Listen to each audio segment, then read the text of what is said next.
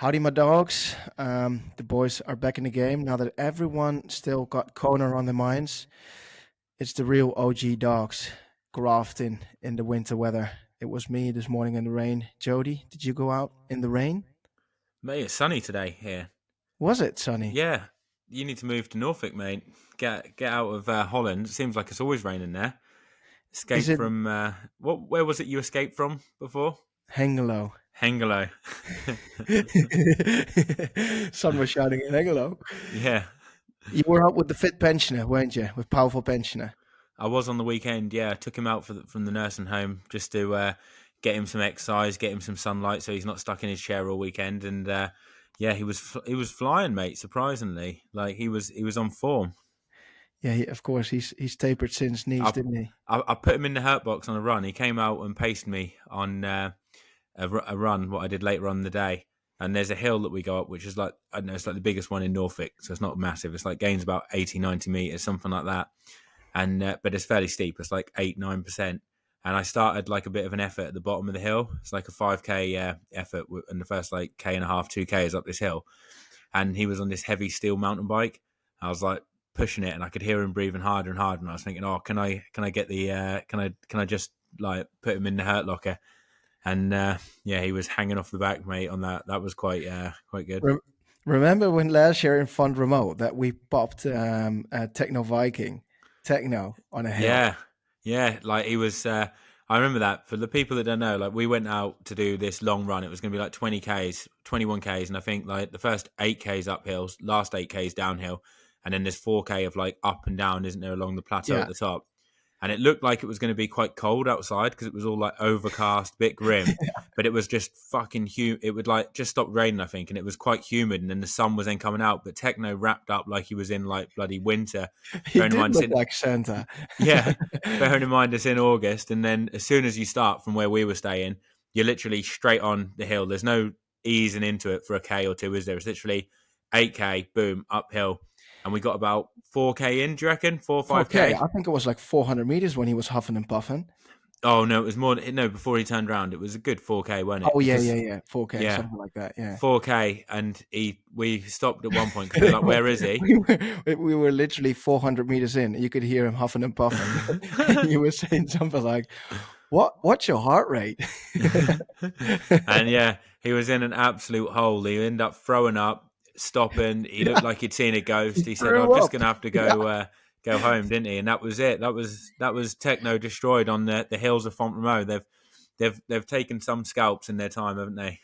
At some point, there's going to be a pensioner that gets like literally popped on a training with you, and then you might be responsible for it.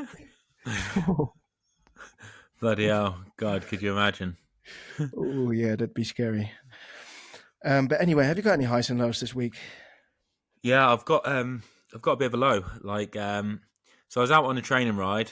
I think it was Friday, and I was one of them. I'm one of them people that didn't take any or doesn't take any spares most of the time out on the ride. You know, like no inner tubes, no nothing. But this is And because you don't know how to change a tire because your no, I didn't dad know how does to. all the No, I know maintenance how to for it. change. I know how to change a tire. Yeah. Yeah, I can do that. And I was thinking in my head, oh, I haven't punctured for a while, and then literally 15 miles away, so about 24K from home. No, probably 20K. Yeah, about 24K. I punctured, and I thought, oh fuck! Like Laura was on one of her first days at work, so I couldn't even get her to like come pick me up. So I was like, oh God, like what am I going to do? Like I couldn't really get any taxis because there was none around there. So I thought I'll just try and hitchhike a lift. So I put my hand out, like, like your thumb, where you Yeah. kind of like you see in the films and that. I did that, and literally a BMW driver came past me, and he waved, like thinking that I was waving at him. And I thought, oh, and then a minute later, he turned round, he must have, and he came back to pick me up. An M5, mate, with roof racks on, and he gave me a lift to the city. And then Was it your dad? no, it wasn't my dad. No, it was just it was a random. I couldn't believe it. I was literally only waiting. I was only putting my thumb out for like 2 minutes, and I got Oh and I wow, got a that's bite. sweet. Yeah, and then managed to get a taxi from Norwich to get home. So it cost me like 15 quid in the end. But But yeah, couldn't believe it. M5 picked me up, mate. Us M5 drivers, we've got to look out for ourselves. We've got to look out for each other. but um, You, as a proper professional, how can you go out for a ride without any spares? I even don't ride relaxed with just one spare tube if I go on a real long ride. And I know what That's you're why like if you can't finish a session. I know, and that's what I'm. That's why I haven't got anyone to ride with me, mate. Because I'm one of them cyclists that doesn't wear mud guards in the winter and doesn't take inner tubes and everything on a bike ride. So that's why I'm struggling to find people because they know that I'm known as that cyclist I need to put it up a bit more like away. like that. Yeah, like that. Yeah, yeah. All right. Yeah, but it's that feeling would drive me mad, mate, of riding with no inner tubes. It's like Russian roulette, Scary. isn't it? It's scary, mate. It is flipping scary. And when I punched, I thought, oh no, I'm going to be stuck out here for a long time. I thought, God, like this is not going to be my day. But yeah, luckily, it worked out all right in the end. But I was thinking, I should probably take some spares with me How often do you go to the pool and not bring a towel? all the time. Like if you forget your towel, I never, quite often, like over 50%, I have to use a hairdryer half time. what? You're just standing with your Yeah. willy under the wear dry. No. What you doing? No, not naked, mate. I've got like if I forget a towel, I have to stand there. Like I go in the shower, have and then when I come out with the swim shorts on, just stand under the towels. But I did under the hairdryers and do it. But I have been intimidated once, no lie, by a guy in the gym who saw me doing this. So he came stark naked right next to me and got the other hairdryer. And there's mirrors obviously right in front of you where you're using the hairdryers. Fucking Yeah. old man, he's like 65, 70. He's got his like cock and balls out. He's like standing right next to me, too close to me like that. And then he's just hairdrying himself and then moisturizing himself all around them areas. And I'm thinking, oh man, I thought that's a power play. That is. He's got in my head. And now he's got both hair dryers because I'm walking off. I'm just going to accept that I'll just have to drip dry a bit because Remember when he's that Fruit Loop in Banyoles was shaving his unit in the literally in the changing rooms? yeah. I This was think worse some though. I This think was some worse, people mate. are way too confident in the changing rooms. I know because this Like, was right in front of mirrors as well. So you imagine he's drying himself on one hair dry next to me, completely bollock naked, and then he starts moisturising himself all around that. And I told Powerful Pench, I said, "Oh, you wouldn't believe what this guy did." He goes, "That's a power play. He's doing that because to see if he gets a reaction." I what? thought, I yeah, think it's a fetish from him or something. It's just fetish, yeah. weird, man. It's weird, weird as That anything. was weird, yeah. That's a Yep, that's a reason to bring your towel, isn't it? So you don't get put in them situations. They won't give me a exactly. towel though. At the gym, you're supposed to get a towel if you're a premium member, and they always say to me, "I go, can I get a towel?" They go, "Are you a premium member?" I go, "No." I go, "No, you can't get a towel. It's £1.50." Techno, he's not a premium member. He gets one every flipping time they give him. Yeah, So but Techno Techno's looks been premium. Techno looks premium. he looks premium, and he's been giving me the towels since he Yeah. managed to get them. But yeah, that's the difference. Techno looks premium. I just look pauper. But today I I do forget my towel so now and then. So we were in the changing rooms with a load of dudes, and so while I was standing there and thinking like, all right, I don't have a towel. I'm not going to borrow someone. We don't have any of these hair dryers.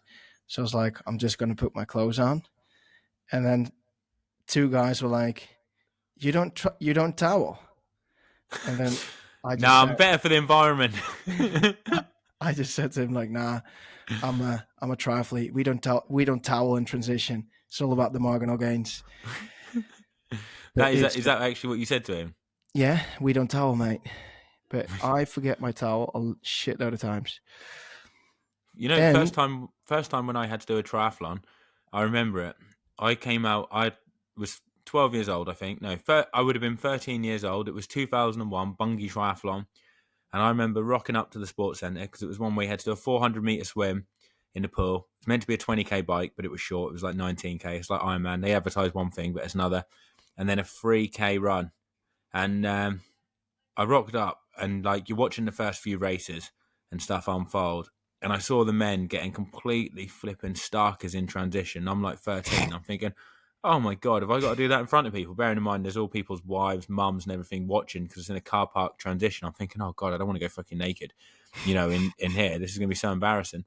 And my mum goes, "Don't worry, I'll hold a towel for you." So I come out of the pool. My mum's near my bike. She's holding a towel around me. I'm getting changed into my bike kit, bike shorts, bike top, everything like that. Get on the bike, do it, and then when I come back in off the for the run, she's holding the towel around me again. And I get a full change, into like run kit because you don't want to run in your chamois for that 3K run, do you? No, That was old school, mate. that is proper old school. I'm, by the way, going to the big G Rona this weekend for Janice Frodeno, his little race. I wanted to see if he was keen to get on the podcast for a little chat, but didn't Is reply. he He's ghosted you? He ghosted me. He flipping ghosted me. Um, but what I wanted to say is, so I'm flying tomorrow at 12. So I'm coming in at something like 1 o'clock, 2 o'clock. Then going to the Airbnb, checking in. And then I thought I will be going to the pool later for a swim. But then it dawned on me tonight. Remember when we were in Banyolas and we went for a swim in the afternoon in Girona? Oh, when it was so busy and we couldn't swim in the Absolute lane. carnage, and we got in a fight Yeah. with that guy, and we had to get out because we booked the wrong lane or something. Oh, you have to book lanes as well. We had booked. Well, we paid for it. I remember, and they were like, "You go in lane 3, you're in lane 1, you're in lane 6," and we were all like, "Oh, what? Like, we don't want to all swim in like fucking random lanes. We all actually want to swim together. That's why we've come to the pool. Like, there's no point going to the pool 3 of you at 6 o'clock if you've all got to swim differently, is there? You might as well have just said, well, I'll just swim when it suits me. So we were all like, fuck that. We'll all get in the same lane together, won't we? So we all got in the same lane, and it was carnage. And this guy took a disliking to us, didn't he? But it already, I already don't want to go for a swim tomorrow. But anyway, let's get it on. What you have written down some stuff from last week. What do you want to talk about first? We've got some hot topics. Well, I thought it was interesting looking at the Kona race and the setups and everything before the race. And Trek posted a picture of Taylor Nibb's bike, and yeah, I was really surprised with the setup. Like, I thought it was absolutely terrible, to be honest. I'm just getting it up now, just while I'm talking, just so I can actually see, just to blow mind. Yeah, she's got a race bike in transition, which, to be honest, looks like a training bike with the setup. She's got like a slow chain, like she's got SRAM on there. So basically, what you're saying is the bike that she used for the race is slow as anything, and now we're going into the details. What was on the bike, right? Yeah, like obviously it's a fast frame and it's a decent looking bike, but the components and all the extras, I just think it's total lack of attention to detail. And you're just like, why would you do that? You're like costing the race. And to be honest, I think it probably cost her the race, because had she been in a better setup, she could have probably caught Lucy Charles, or certainly been with her at one point on the bike. And then she could have either sat in, recovered, took her chances on the run and tried to beat Lucy, or she might have run like she did anyway, but she would have probably got on the podium and finished Yeah. third, but could have won it. And basically, she's got a slow chain. She's got the SRAM chain, which is crap, slow as anything. The tire on the wrong way round on the front wheel, like it's not even the right way. Like, I And mean, that's gonna it might to some people not look like a big deal, but it can definitely make something like it's 3 got to watts, make 4 watts. it's got to make something. 2 by group set instead of a 1 by. I would think that you'd go for a 1 by on that course. Like, I mean, even if you're pushing a smaller gear as a woman, like I would have thought a 54 at least 1 by would have been a better situation. You don't really need any bigger gears than that, especially if you've got a 30 or a 32 on the back. Like, that would be faster, more aero. An aero chainring, like they've got the SRAM chain with loads of holes in it, which is just adding watts. I mean, you can easily do stuff to, you can, if you had a 1 by set up and you get a nice drag 2.0 or pyramid chainring, you're going to save loads of watts there with that. And then no aero bar, like the front end, you see like Lucy Charles is on a speed bar. Like I've got Hmm. a revolver one on my bike, which is totally like custom to your position. There's nothing like that. So it's not that neat. It's obviously going to cost something. It's not going to be as comfortable as well, which obviously if you're more comfortable and you can keep locked in to a better position. Road bike helmet, slow pedals, the list goes on. Like the pedals that she's got, like higher stack height, not going to be as low on the bike, going to lose watts there. I mean, 24 spoke wheels. It's just a huge, huge list. And you're just thinking, that's costing you the win. But don't you think so Taylor Nip really decided last minute that was going to race Kona? She doesn't have, well, to be honest, she did have some pretty long distance races this year, so she could have optimized her bike a little bit, but maybe it was also arrogance, as in I'm so super dominant on the bike over the last couple of races. I'm just going to save the watts for the next time. I don't think so. I just think I honestly don't know. Like, I mean, why would you not have your best set up? Like it's cost you the race, it's cost the podium, potentially lost the win there, and you don't know whether or not you're going to be in that good a form the next time it comes around. Injuries could happen. If she's injured next time, she misses the opportunity there. Might have Hmm. to wait another 2 years. Then she might not be as fit, or someone else might come on the scene. She might never get the opportunity to win it again. She might well do, but nothing's guaranteed, is it? And I feel like that cost her. That cost her big time. But to be fair, the road helmet is still an aero road helmet, but might be the better chance in Kona, the Nah, better helmet if you're not really suitable for the heat. For example, in my case, if I would wear a like one of these cocoon helmets, I would sweat like anything, like a melted but mozzarella. And to an me, aero road helmet still doesn't have very good ventilation. oh, it It's does because still my whole head is free. yeah, but you don't wear a visor with a TT helmet. All right, but if you look at the pictures, what struck me most is that she is wearing her glasses under her helmet strap. Fucking hell, I can hear Arabella in the background. She is, She's angry with the setup as well. She's yeah, like, she "How? is Why would you angry. do that?" She's like, "I hate looking at stuff that's like not aesthetically pleasing." She's like, "It just hurts me to think that someone turned up like that." She's like, "Don't do it, Joe. Next time when I watch you, I want to see some results." Yeah, yeah, yeah, She's like, yeah, "If yeah, I yeah. see you on a bike like that in Florida, Joe, I'm gonna be fuming." What? All right. What? Let's talk about the Kona women's race for a sec. Were you surprised, Lucy Charles? Um, yeah, I was kind of surprised actually because I didn't think she would drop Taylor on the swim. Actually, I thought that Taylor would stay with her on the bike on the swim, or certainly be very close within 20, 30 seconds. I wasn't expecting her to swim away that well, and then I definitely didn't expect her to stay away on the bike with no one catching her. I thought that other people would probably catch her at some point, and then if she was going to win, she would maybe outrun someone who got off the bike with her that's not that good a runner. And then I thought she'd be trying to hold off like Anne Haug, like she was, and the other strong runners. I was surprised that she led from gun to tape basically because that was quite dominating. Yeah, that was. Um, Yeah. like I mean, to be honest, I actually thought it was quite a boring race to watch because there wasn't really that many overtakes. It would have been nice to see Lucy get caught and a few people at the front battling it out. Like I felt like because she kind of rode away and had it all her own way, it made it not that exciting to watch. I mean, I was watching bits and bobs and going back, but kind of lost a bit of interest because it looked like like a one man show really. What do you think of the coverage?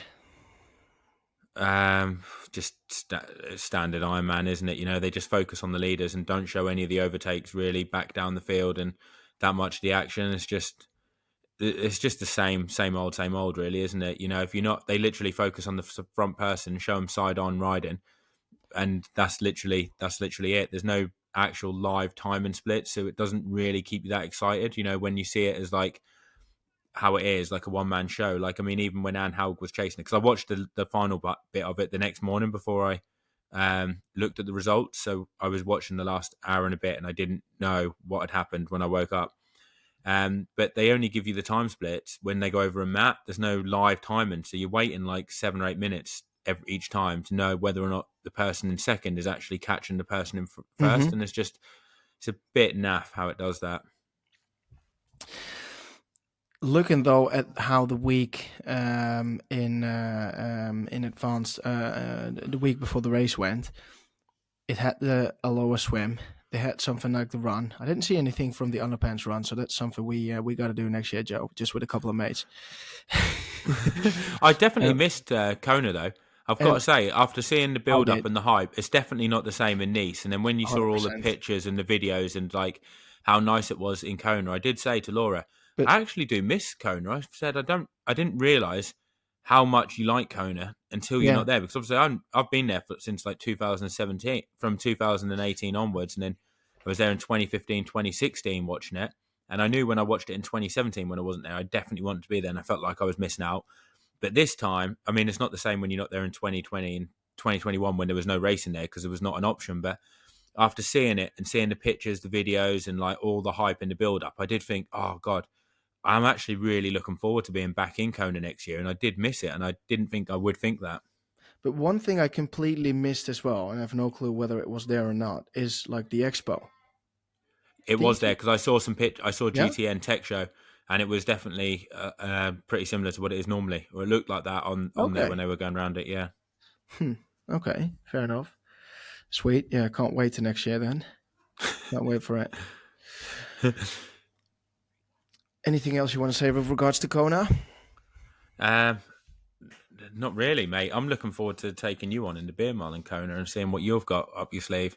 See if you've Next got year. see if you're as good as what you make out to be. Yeah, but realistically, so the Kona Beer Mile, Triathlon Mockery Kona Beer Mile, is of course the champions of the Champions Beer Mile because first of all, as a pro, you need to qualify for Kona.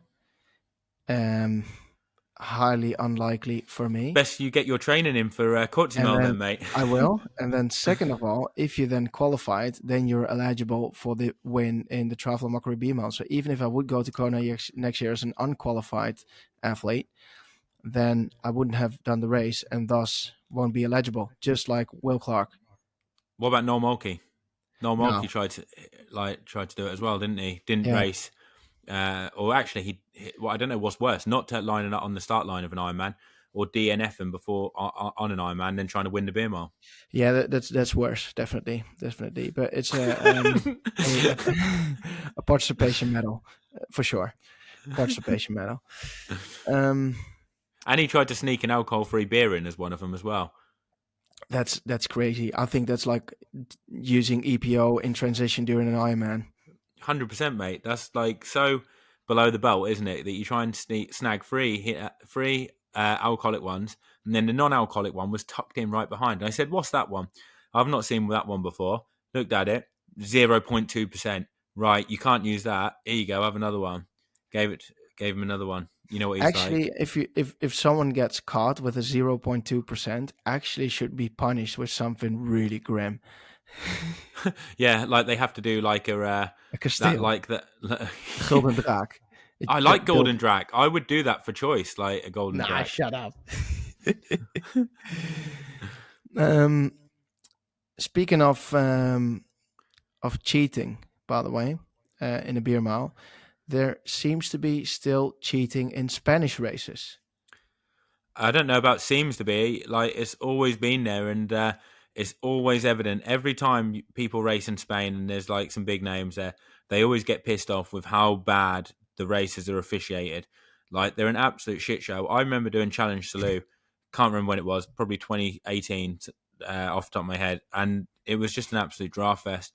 And like the motorbikes like pace people off the front, you know, there's literally groups just sat behind each other. No one ever does anything. Like no marshals ever do anything. And this time, from the videos that you see, because people just post them up all the time now, so it's so much easier to actually see stuff like this. In Challenge Salute, or not Challenge Salute, Challenge Peguera, it was an absolute shit show, wasn't it? You've seen the video, haven't you? That like Yeah, you I posted up shared in on your mine. story. That's how Yeah, I came across it. yeah. And the winner, Yuri Kulin, massively was drafting, wasn't he? It's pretty obvious, in it? Like on the video, 2 meters behind the person in front. But do you know what I found the funny bit was?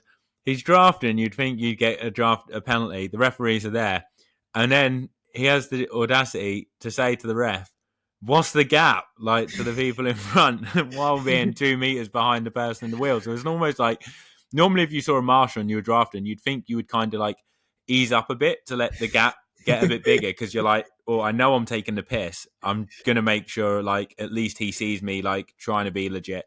But it was like not even trying to be legit. It was like I'm 2 meters behind and I don't give a fuck. Like, what's the gap up front? Wasn't it? maybe You know maybe what I this, mean? Like, maybe he thought he was on a tandem, but Yeah, but maybe it's just a video is always a catch of the moment. Maybe the rest of the race he was leading up front, so I maybe don't they can. know. I've had loads of messages from people when I post it up saying like he always drafting, like always doing it. Normally gets penalties, didn't. And I just think like that's so bad. And I've raced against other people. Like even like 2 races this year, I've raced against someone drafted me. One in PTO, no, not in ITU World Long Distance Worlds. Literally 4 meters, 5 meters behind my wheel. And actually, that was with Race Ranger. He was actually in front of me for a bit, and I could see, and you could see the fucking Race Ranger. I could see it from the person in front of him was constantly red, and I'm thinking, surely he's going to ease up. We've got Race Ranger on. The light is pure fucking red. Like he knows he's drafting. Didn't give a fuck. Didn't care. Honestly, another Dutchie as well. It was another Dutchie. I mean, there must be something in the water there that makes them think like. But Well, honestly, literally, even with Race Ranger on, didn't give 2 shits at all. Knew he was purely drafting. And then in Roth, I was in a group of 3, and there was me and another guy, and we're like taking in turns, like for a bit, like doing a bit of work. And I looked behind, and I thought, where the fuck's that other guy gone? Because there was 3 of us. He was so close to the guy behind, I couldn't even fucking see him. I thought, like I put in a bit of a dig, and then I'm putting a bit of a gap in behind, and that guy's like come with me, and then the one who was in third, the one who I said was cheating, was literally right on his wheel. I'm not even joking, a meter behind, less like literally like you're riding on a training ride. So I just rolled back and said to him, I said, "What the fuck are you doing?" I said, "Mate, you can be 7 or 8 meters, but not on his wheel. That's just taking the piss. Stop fucking cheating." I was like thinking, I'm going to push this guy in a fucking bush in a minute, like if he keeps doing that, because it's just taking the would piss, you, isn't it? would you? So if you ever retire, would you take on the job as the head referee of Ironman? Yeah, I would. Yeah, I'd be up for that. Um, but yeah, I said it to him, and then he left the gap and he got dropped. And the same with that other race when I did ITU World Long Distance Champs. After I said something to the guy who was like sat right on the wheel of the person I could see, and then on my wheel when I kind of overtook him, I said something to him, and then a little bit later he gets dropped. And then you look at the race results of Challenge Peguera, I'd be absolutely livid if someone did that because, and I know what the winner would say. He'd say, "Oh, yeah, well, it was just one bit. I wasn't doing it the rest of the course." But then why are all the other pros, your other competitors and people that you work about saying, "Oh, he's always doing this. It's so bad. Like he's got such a reputation." I'd hate to have people say that about me. I'd rather get beaten and finish in third and be known as someone that races with integrity and has the respect of your other competitors rather than Hmm. someone that might Totally. win the odd race but just fucking cheats their way to it, and then does it, and everyone's talking behind their back, saying, "Oh, he's a fucking cheater." I'd want people to think I was good enough, and if you do think you're good enough and you won, why not race fair and prove it? Do you know what I mean? And then at least Hmm. then people would shake your hand and say, "Fair play, like you were the best man on the day." And if you're not, it doesn't matter, but at least you raced fair. But to cheat and then and you said, didn't you, that people were commenting on his Instagram and he's deleting the comments, and it's just like, well, if you don't want people to write comments like that, don't fucking draft. Do you know what I mean? Don't And cheat. also, Like effort-wise, so the amount of energy what you're saving, it's worse than EPO and blood bags. it Because is. if I Yeah. used, for example, EPO, maybe you would gain, I don't know, there's no real thing, but you wouldn't gain 100 watts. But if you sit on someone's wheel, like literally on it, you can save more than 100. So it's like EPO and steroids. Yeah. Yeah. No, totally. Yeah, you're actually saving more than someone that's juiced up. And people always kick off about the person that's juiced up, saying that they're doing it, but then the people that are drafting, they kind of just let them be. But they're actually getting a bigger advantage than what someone is on drugs. Yeah. But the marshals should have really. There was marshals there, race referees, and they should have you know done their job really. I would even say, well, what it looked like in the video, it was so damn close. I would say you couldn't even get a card for that. I would just say, mate, just stop riding your bike. Just stop the race. You're just taking the piss. You're a professional. This is your job. You know what the rules are. Maybe sometimes if it's 12 meter and you're sitting on 9 meter, that's a card, like 5 minute penalty. But if you're sitting literally on 1 or 2 meters, it's just get off your bike. Just stop it. And Get your bags. some people would say, like you said, "Oh yeah, but this is one part of the course." But then what I would say is, this is a good 20-second video that you see them coming towards you, and uh, there's no attempt to even let the gap get up to 10 meters. Like you couldn't even say they hit a hill and he accidentally closed up because the speed all But dropped and he kind of eased up. to drafters in general. Yeah, I know. Yeah, but yeah, that's basically. We'll share that on the Instagram, and you can see what you think and make your own decisions on whether or not you think it's bad. We don't have to openly slay. All right, I think we made our point. all right. um, what else came past this weekend that you? What I had, by the way, a little look on my training peaks, and I was curious about some data, and I ran the numbers because I had an idea. What do you think my average training weekly load was over the course of a year? What are you talking Three about? Hours? hours a week, 365 days range. Um, Including swimming. Like all your swims have been uploaded and everything. Swim, bike, run. 12 hours. Yeah, 11.2. Oh, 11 and a half. really? Yeah. So imagine if you were averaging like 25 hours a week. Could you imagine how much of a weapon you'd be? But it's 2 months, for example, November, December, there was no training at all. And now September, October, but it was less than I thought. Yeah. So you thought it didn't make for pleasant reading when you saw that, or did it because you thought, oh, actually, if I've only been training that much a week, imagine how good I could be if I was actually consistently Well, doing over I 20 didn't hours. really. There's never a what if, or I could have, I should have. Nah, this is what it is. No, but No. it could open your eyes up to potential, couldn't it? You can think like there's no harm It in could, thinking. it could Like, open, but I do know I've had it in the past. If I do train, but I'll be the last weekend. That's a high of me. Last day of the apple season this season. So I'll be back into full swing. I'm really looking forward this weekend to race the gravel race. I'll use it as a full week training leading into Cozumel because I've got 1, 2, 3, 4 weeks to train my ass off, and then basically panic train and save what I can, and then Cozumel. How you going, by the way, for Florida? pretty good, I think. I've actually got a 10K running race on Sunday, so Have you? I'm gonna give that a crack and hopefully get a good time. It's on a fast course as well. What pace are you aiming for? What time? What do you reckon? What do you reckon for an old dog?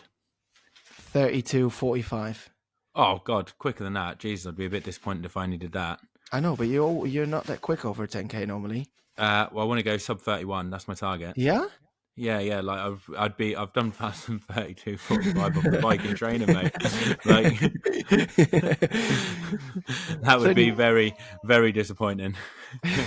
That was like not much. That was like similar to the last 10K of a 10-mile run I did the other day. Oh, but it's not off the bike.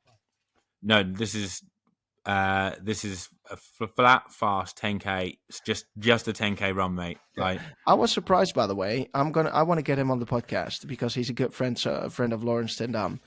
Tom Dumoulin, former World Tour pro, multiple world champion TT, winner of the Giro, Dutchy, non-drafter. oh, mate, you know he's going to race an Ironman well because he's going to draft the shit out of him on the bike, isn't he? Well, but he did a half distance, a half marathon run this weekend, and he ran a 1:10. I saw that. I saw it before you sent it to me because I actually follow him as well on Instagram.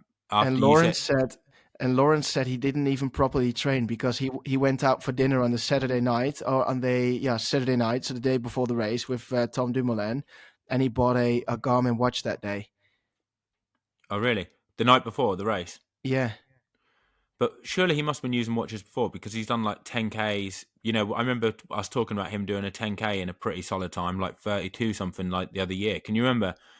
And we said about his trainers that he was in because he was in like training shoes, like not even like carbons and stuff. I know, but apparently he didn't use a watch. Oh, wait, he just goes out and just does anything. Yeah. Yeah, I would like to see him do an Ironman because I think he could be really handy if he can get through the swim unscathed. because he's a I'll, solid runner. He's a really solid runner. he's a solid runner. I'll ask him if he's. Cozumel. Tell him it's not too late for Cozumel and there's a downstream swim. A Doritos packet apparently can do the swim in 45 minutes. Tom, you're on. You could fly run this course. What do you reckon? What do you reckon I can do in Cozumel? I haven't even looked. So I'm talking swim wise. I reckon you'd be within 3 minutes of the fastest swim. That might be a bit quick. Because if there's a lot of rain, the swim's rapid and you can't go too much. When the swim's fast like that on a downstream swim, it doesn't matter how quick you are because the speeds are so high, you can't gain the time.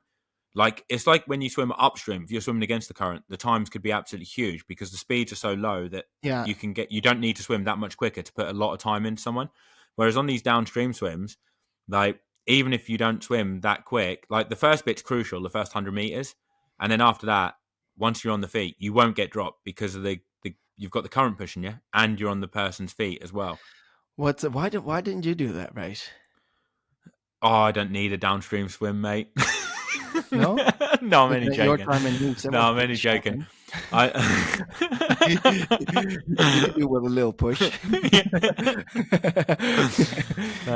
Yeah, I could. I don't know really. I just I've been to Florida before and I kind of liked it, but I mean it probably does, to be honest, make more sense for the swim in Cozumel. But then that heat, mate, in Cozumel, if it's a hot one, I don't know if I fancy that. But saying that, I've seen that it can sometimes be a little bit cooler. But I don't know. To be honest, it probably would have made more sense for me to do Cozumel, but I've had good success in Florida, so I've gone back there. But it would have made probably more sense to do the Cozumel. Shall we go over to the Instagram post of the week? Go on in. You sent me a video.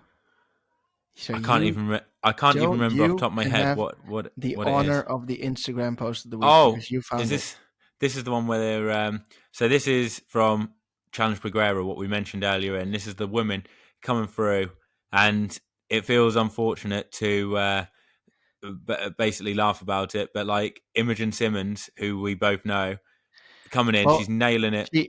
Imogen Simmons can take a bit of humor, and she posted this video up herself on Instagram, so I think she can take a laugh. Yeah, that's she posted true. this video up. She did post it up, yeah, and she comes bombing into transition and then like into T2 with her bike, first place I think she was in, and she just completely stacks it and lands on the bike, doesn't she? She's literally body surfing her TT bike, 15 grand TT bike from basically the where you have to get off your bike till like T1. I want to know if the bike's actually in one piece, because at first when I saw it, I thought it was running out of T1. And I thought, oh, God, she must have been lucky that the bike's in one piece, because she kind of lands on the disc. And I thought, fuck, like, does she break the disc? Because, I mean, I don't know how much weight a disc can take, but, like, a person falling on it, like, I wouldn't want to do that, like, to mine, would you? And I thought, God, she's lucky the bike was in one piece. But actually, it's coming into T2. See, is the bike actually in one piece? I don't even know, like, because that would have been a lot of force, wouldn't it? It was a full-on run. She's, like, flipping, like, flying 3-minute K-pace, boom, bombing it on the disc. But still... she is sponsored by DT Swiss, so I wouldn't say that was the biggest of the concerns, and she won the race in the end. So she's on a roll. 3 races she's won in like no time, in literally like the last 6 weeks, something like that. Could be you, Tom. Once you up that to 20 hours a week, God help them. God help everyone. You won't need them downstream swims then. You'll be looking for up. On the PTO, your profile actually has you as a better swimmer than runner, and your biking not much better than your swimming. You're like a really well-rounded athlete on the PTO like rankings thing. Like there's one more topic that I quickly want to touch with you on. So I had a message from one of the dogs, one of the patrons. The patrons can always send us messages, and we like discuss them in the podcast, obviously. So this is one of the 4 patrons who sent us a message. Wow, we've doubled in the last week. Yeah. This is a message of your dad, Joe. Hey guys, I've got a question. What do you think of age groupers who live like a full-time pro, but they race as age groupers? # Reese Barkley. Reese is actually retired now, hasn't he? I don't even know why they, but it had to do something he said with a podcast that was where he was saying that he's going to race as an age grouper. But I think this is about the quest in general. What do you think? What do we think of athletes who live like full-time pros, with race Um, as age groupers. if you're doing it and getting sponsors and stuff as an amateur, and you're racing as an amateur, like you say, you're going out to companies and getting like proper sponsorship, I think that's a bit bad, especially if you've got no intentions of moving up to pro. But like, I mean, is it bad? Because then I kind of think to myself, well, if I was an amateur and I was able to get sponsors, like, and I could train full time and race as an amateur and wasn't quite good enough to race as a pro, then I'd probably do it.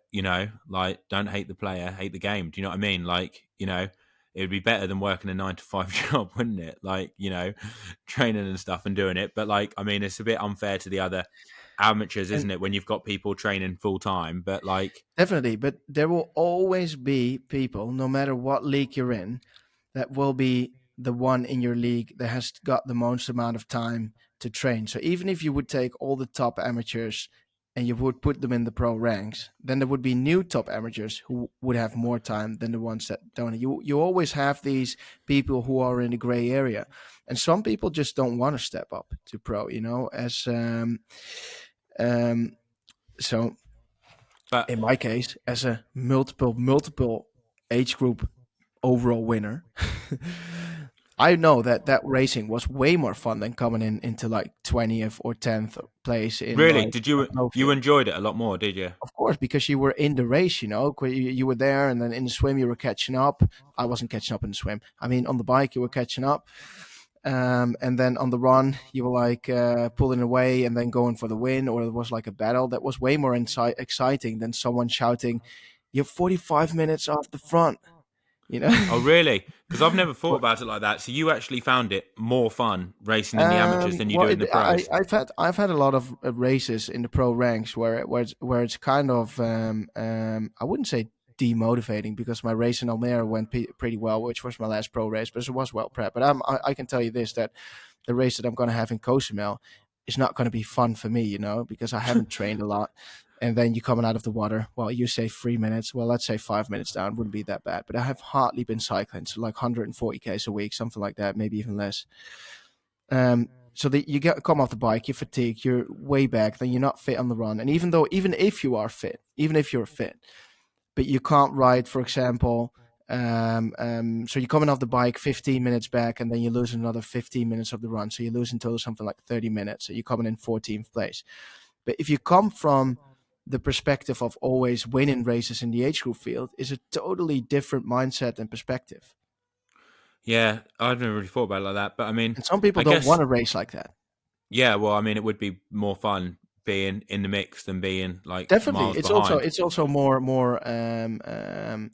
challenging. So it's either you want to be a big fish in a small pond, or I guess yeah, basically there's not really a problem with it, is there? Because if you're on the fringe as a racing pro and amateur, like say like you're going to be quite far behind in the pro race, but you qualify for a pro card, but you can be up there in the amateur one, but you've managed to get sponsors or you've got a business and you've managed to get that to work yourself and you've got the money to do it yeah, and you enjoy training, then but you might as well go for it because if you love training, it's like it's not you can't expect people not to train yeah. because it's not fair on other people because if they enjoy it and they've managed to get their life in a situation where they can do it, then you've got to go for it. I would if I was like say 40 But years old and I managed to like 40, 45, I'd been working hard, got the business to run itself and I had the money and like had the time to train, I'd definitely do exactly. it. I'd But like then still, of course, I can imagine that it's frustrating for people who do need to work full time and can only train like 14 hours a week. They want to qualify for Kona, and they always like just miss a slot to them people that have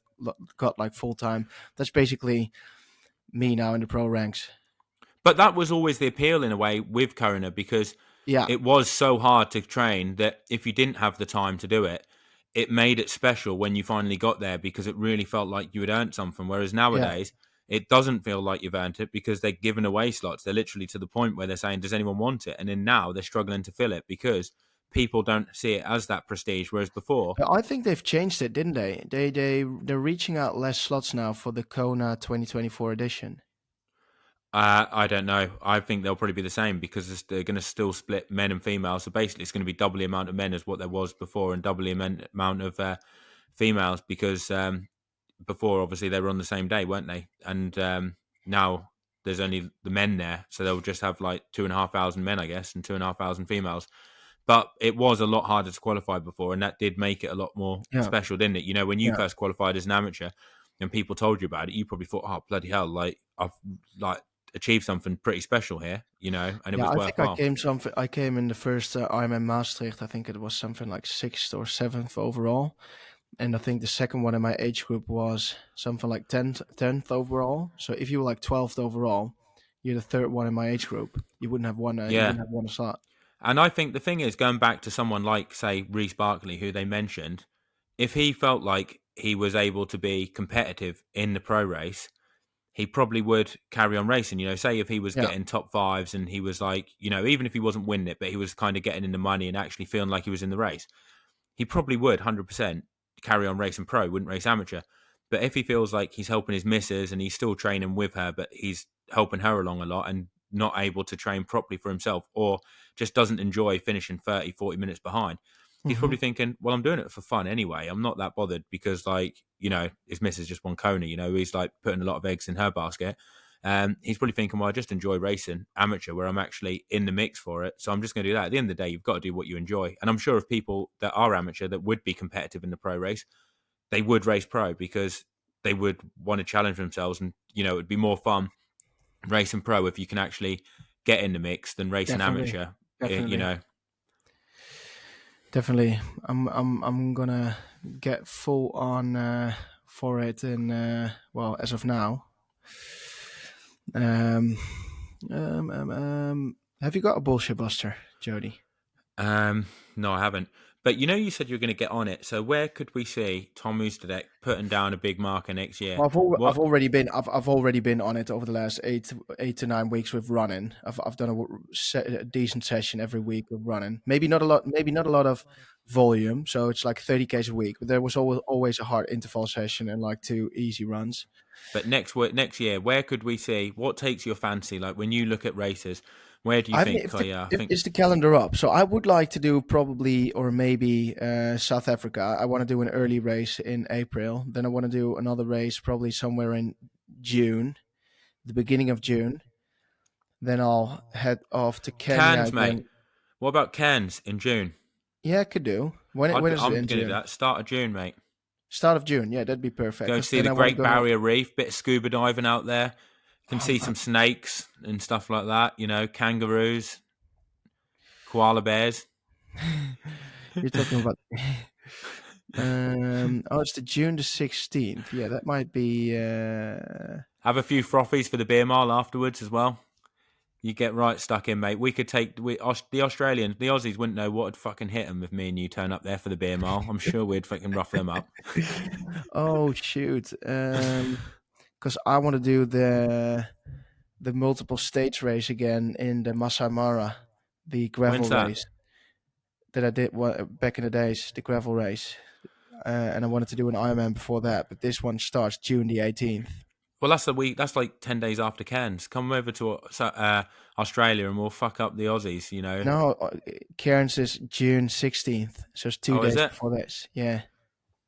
Oh man, the Aussies are getting a lucky escape. They would not know what had hit them if you'd have turned up. You But know. I haven't made up my mind yet, so maybe I'll have a little look at the calendar. Oh, well, we've got to talk about the new Ironman Pro system, but we can talk about that later this week. The Ironman Pro Series. Oh, that is music to my ears, mate. That is. Are I we know. going to Yeah, talk about that next week, or are we going to talk about it like a bit now? depends because it's 10:30 p.m. and I need to pack my bags because I'm leaving to the airport tomorrow morning. All right, we'll talk about that next week then, because that. Yeah. This must have been your high of the week, by the way. But yeah, you That forgot was my about. high of the week. When I saw that, that was like, oh yes, Iron Man, you're reading my mind. And you're lucky that it didn't really put any Spanish races in there. I know one Spanish race, and I thought, fuck that, like it'll be a draft fest, you know, like a race to get on the back of the motorbike, and then it'll be like, see you later. I really hope Cozumel is going to be like that, so I can just sit in on the bike, ride at 2 meters, 220 watts, and 40 k's an hour or 41. I don't really care. I'll just want a decent, steady. 45, mate. It'll be 45 if you're sat 2 meters behind. You'll be like, are we going 40? It feels quite easy. And you'll be looking down, 46, 47 kilometers an hour. You'll be like, oh my God, I'm I going to wouldn't mind absolutely to smash go this. something like 40, 41 k's an hour in Cozumel, and then like a steady run. Then I would be happy with my race. Just a good swim, steady ride at 2 meters on behind a motorbike, and then And then after the race, when all the pros are like kicking off at you, you'll be like, well, don't hate the player, hate the game. Like they never punished me. Like the it's all referee about. said it was fair. I'll just say to him, it's all about the beer mile tomorrow, boys. Yeah. But anyway, Jody, I'll see you next week. See you later. Bye. Bye.